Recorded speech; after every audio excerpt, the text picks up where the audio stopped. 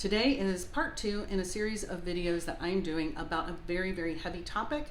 It is not easy to discuss, but hopefully by me sharing what I am currently going through and have recently gone through, it will help you navigate a very similar situation that if you are not experiencing right now, you are certainly most likely going to experience it. If you are between 45 and 55, it is coming up on you, I promise you. I'm talking about what you do when you realize that your aging parent or parents can no longer live at home anymore, and what you do to help them and what you do with their home. And so in my first video, I shared with you that my mom, who lived in her home for 40 years, I was noticing that she was starting to deteriorate. Her home is about an hour and a half away from where I live currently, and I was trying to encourage her to make decisions, decide, Mom, tell me what you would like to do next. What would you like to do next? And then all of a sudden, that was no longer an option because she could literally no longer live at home by herself anymore. She had a little trouble getting up. She didn't hurt herself, and she didn't really fall, but she got on the ground and she couldn't get back up. And from there, she got hospitalized and then went to assisted living. And so all of a sudden, everything just had to happen all at once. So like I said, Mom's in a safe place, which is good. And in my previous video, I discussed what I started to do to navigate going through the personal property, which is daunting. Now I want to remind you, I'm an only child, so I was doing this all by myself. It was overwhelming, to say the least, but your situation is going to be different. Maybe you have mom and dad. Maybe you have siblings. Maybe you have siblings, but you're still going to be the only one taking care of everything because you happen to be the one that lives close by. So it's going to be different for everyone. So the point in sharing this is maybe to help you navigate it, right? So now when I was going through the personal property, I was simultaneously thinking, what am I going to do with the house? Now it's important, these are important decisions because assisted living, by the way, is expensive. And I'm not going to share financially what little savings my mom has with you because that wouldn't be proper. But my parents weren't rich people. My dad was a construction worker and my mom did part-time jobs after being a homemaker for many, many years. So they had a little bit of savings, but certainly not enough to cover her assisted living needs for 10 years. I mean, assisted living for her in Land O'Lakes, Florida, for a studio apartment, which is probably about 350, 400 square feet max, and they give her 3 meals and they help her with some grooming things like showering and dressing and things like that, but that costs $6,000 a month. So you can blow through $72,000 a year so quickly. I mean, that's so crazy. And there's no way that her savings would come even close to covering that. And so I have to be very, very careful about how I handle the asset that she has, which is the home in Sarasota, which is a small, modest home. It's only about 1,100 square feet. It's in a very old neighborhood in Sarasota, nothing fancy. Sarasota sounds so fancy, but I had 2 choices. Will I be selling it or will I rent it out? Now, I am a real estate broker, so you would think, oh, that's an easy decision. It's not an easy decision. It's not going to be an easy decision for anyone. I know how to sell a house. That's not a problem, but the problem is if I sell that very modest house, and I do mean modest, and she outlives the amount of money that she receives from that house, how am I going to cover her assisted living needs? I wouldn't be able to. And so I have decided for her best interest that we rent out the house and use the proceeds from the rent to offset her expenses at the assisted living facility. She does happen to have a long-term care policy, but that is only good for 5 years. And it does not cover the full entire amount of the $6,000 a month. So I have to be very careful. So for me, the right decision was to rent it out. Now, also, I don't rent properties out. I'm a real estate broker and I stay away from rental properties. I don't do it. I'm not even an investor in rental properties. I don't have a handful of properties that I rent out to tenants. That is not what I do. I can't make a living being a property manager unless I had like 50 properties in a book of business and was running around like a crazy person all the time. I can't do that. I'm just a regular crazy person. I do not want to have anything to do with managing rentals, so I never have done that. And here I am doing it for my mom's house. Now, before I get to the rental part of it, there's a step in between. So now we did get mom to a safe place, go through the personal property, decide what is the best avenue for the property. Are we going to sell it? Are we going to rent it? And then get the property ready for either renting or selling. Now, my mom, like I said, lived there for 40 years. That's where I went to middle school and high school. I lived in that house. I know it very well. And mom and dad did stuff to the house throughout the years, but nothing significant. I mean, it still had the original kitchen countertops and it had the original bathroom counters. So, the toilets had been replaced, or maybe some fixtures and things like that. They replaced the carpet, or they put in some tile here and there. And I had to see, now I'm going to put tenants in there. I'm not going to do some fancy upgrades.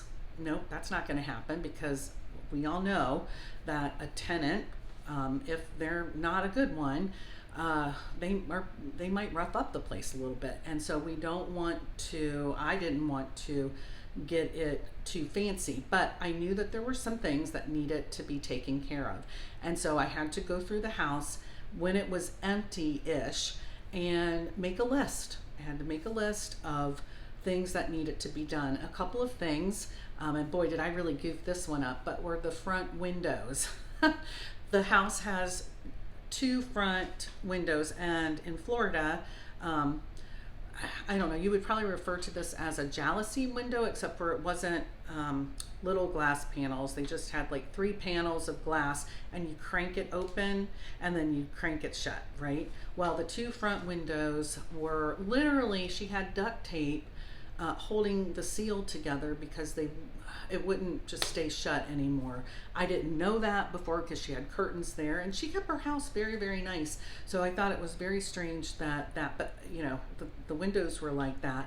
But I had to replace those windows because a tenant was not going to put up with windows that weren't properly closed. I think it might even be unlawful to not have properly operating windows in a home.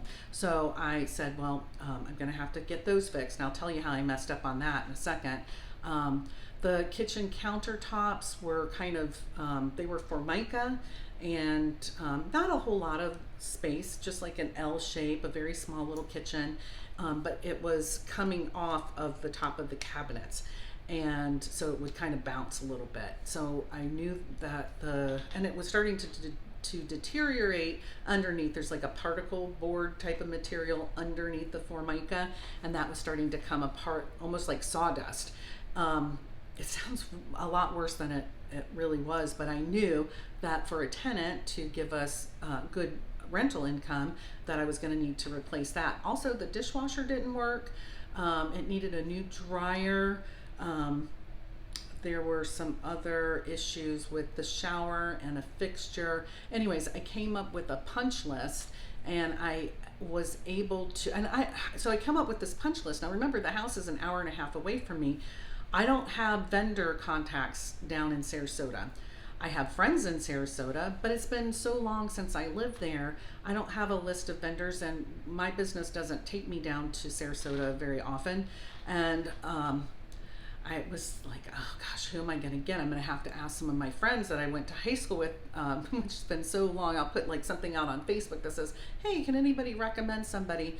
But luckily, my handyman here in the Tampa area, I was talking to him. I happened to just call him and say, hey, is it possible that you could go down to Sarasota? And he said yes, and also at the same time, he offered to haul away some of the things that needed to be taken to basically trashed. I know that sounds terrible, but so he did two things for me, and that was so awesome. And he drove, going to Sarasota from Tampa, there's a lot of traffic. So I paid him to go down there with a couple of guys. They went back and forth a couple of times, and they took care of removing all that personal property that I talked to you about in the first video.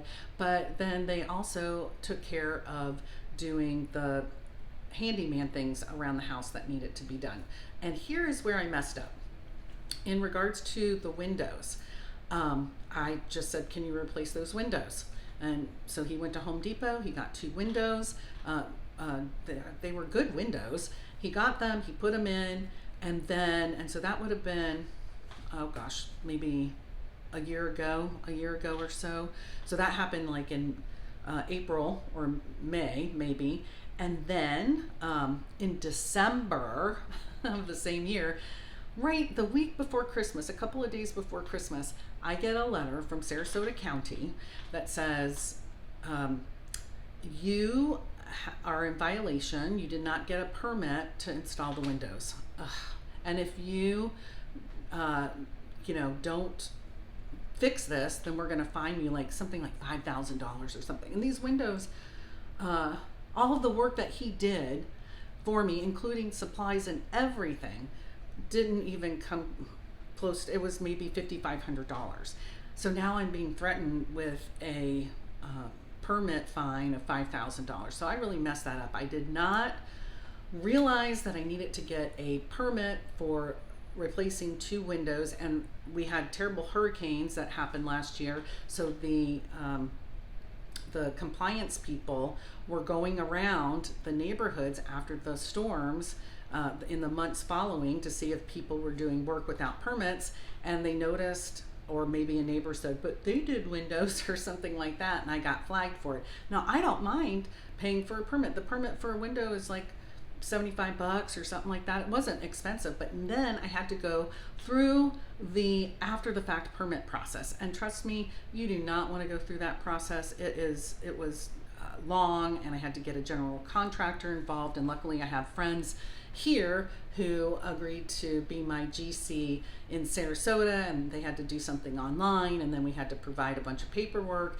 and it took several months. I think probably it was about 5 weeks ago now. So it took from right before Christmas to April, beginning of May, before I got the sign off on it. So my point is, do not do things without finding out if you have to have a permit, because you have to get after the fact permit. Then it's going to be a whole can of worms that you're not going to want to go through. So that's one of the things I learned about this process. And again, I'm in the real estate business. How could I not know that? I don't know. It's a different mindset. So, so you have to decide, what am I going to do with that property? Am I going to rent it? Am I going to sell it? What is going to be the best financial decision to take care of mom and dad? Maybe mom and dad have a giant savings or something. Maybe they had made good investments. My parents' idea of investments were buying savings bonds. That does not yield a high return. And so I am really just hoping that by renting out this property, that we are going to be okay in the next few years, because that's really all I can do. And I'm really hoping that we don't have to sell the property. But getting a tenant in the property, that's a whole nother story, and that's a story for another day, which I will come back and talk to you about in my next video. I'm Allison Newland. I'm a real estate broker, but I'm also the daughter of an aging parent. If you need anything, I am here to help. Reach out to me.